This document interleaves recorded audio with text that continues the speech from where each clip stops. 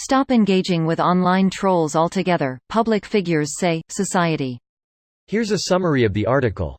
Actors, television personalities and politicians are calling on their colleagues to stop giving fuel to online trolls in an effort to stop the spread of hate and abuse online.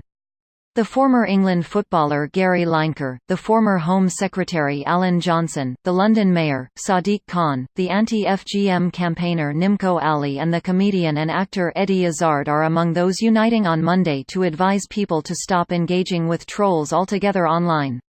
The call by these public figures is part of the launch of a new guide for victims of online trolling called Don't Feed the Trolls, launched by the new Center for Countering Digital Hate. The CCDH's Don't Feed the Trolls report is a brilliant explanation of how we can start the process of cleaning up toxic discourse on social media so we can use it to do good. The public figures backing the report believe responding to trolls on social media, even with a put-down or criticism, spreads hate by amplifying and legitimizing their ideas. The report references a playbook produced by the U.S. neo-Nazi website The Daily Stormer, advising online trolls that the best way to gain media attention and general infamy was to troll public figures and get them to whine about it. Everyone across the sporting world will be grateful for this guide on how we can show online trolls the red card, don't rise to the bait, block the trolls, and take some time out. This post received a score of 11,648, with an upvote ratio of 91%. Here are the top comments in response to this article. Don't feed the trolls has been the go-to advice since the advent of the Internet, but it's terribly hard to get folks to resist engagement. It's been especially hard since social media exists to monetize engagement. The Internet has become dominated by companies with a financial incentive is getting us to wallow in the worst dregs of human behavior.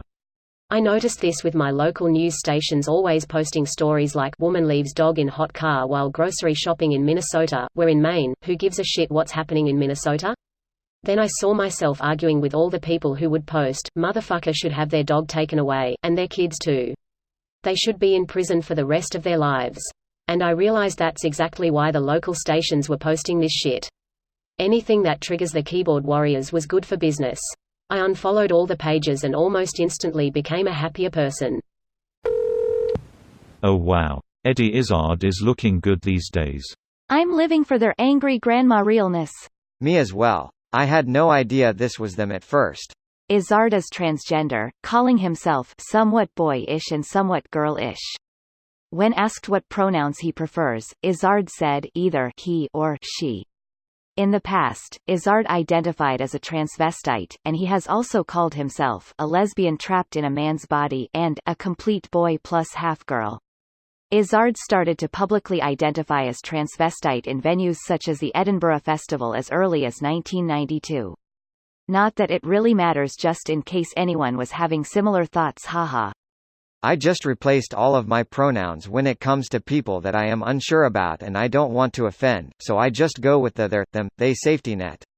I actually had no idea that Eddie was trans before I saw this post. Me neither, yeah. I've heard them say transvestite before. And while that sounded like a dated term, I didn't know if that was its own different thing. Not feeding the trolls means letting their assertions go unchallenged. The biggest danger of trolls is their ability to sway the opinions of readers who are on the fence or uninformed about a topic. Refusing to engage with them means onlookers get only one side of a debate, which often consists of grotesque exaggerations and outright lies. No one is served by letting that paradigm prevail. Yeah, this is why you can't just not play with the mean kids. This shit spreads into our little sponge brains whether we want it to or not. An unchallenged assertion is treated like a provisional truth. This video was automatically created by Reddit to speech. The article and comments in this video were selected from Reddit according to their upvotes, and any paraphrasing was performed by smmry.com, without any human intervention.